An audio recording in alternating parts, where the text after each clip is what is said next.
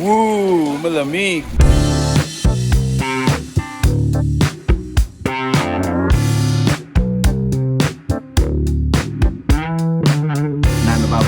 Kung sakay po, my name is Louie and welcome to Pampanga, where we discover great places for you to check out. For today's vlog guys, nandito tayo ngayon sa Mabalacat Pampanga and we were invited to come and experience this amazing place. Guys, this is DelFam Private Resort and I wanna tell you more about this. Samahan niyo ako.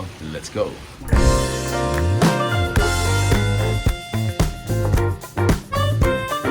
Dalawa yung villa natin, technically.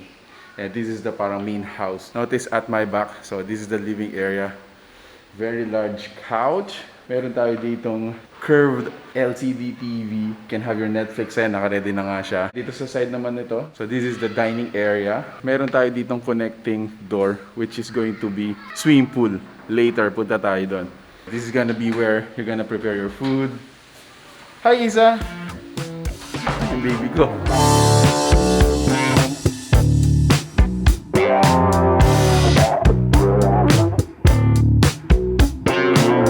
Going up to the second floor, dadaan tayo dito sa napakagandang stairs nila. So yung second floor natin has 3 rooms. This room has its own toilet and bath. And then meron siyang access papunta sa balcony. So dito sa balcony guys, you're gonna have a great view of the rest of the property. Coming into the next 2 rooms, ito naman yung isang room nila. This has 2 beds. Each bedroom natin has their own cabinets na rin at saka ng television. Now, this is the third room, guys. Ayan. So, this one has king size, no? Meron din siyang access sa balcony. So, ito na yung pool area natin. I can't wait to actually get there dahil naglalaro na yung mga bata. So, tara, baba na tayo.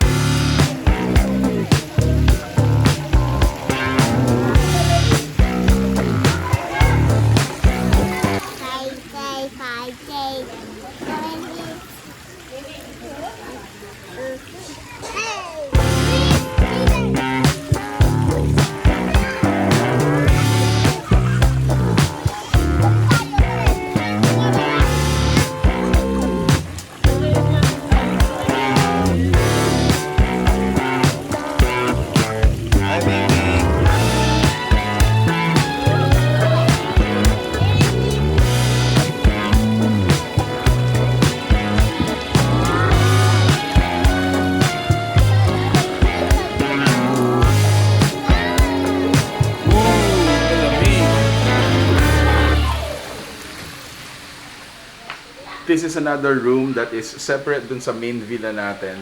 So this room has 2 double deck. So each double deck can accommodate up until 2 person. So most probably up until 8 pwede magkasya dito. Meron din silang sarili nilang toilet and bath. And meron din silang access sa balcony, which is eto yan guys.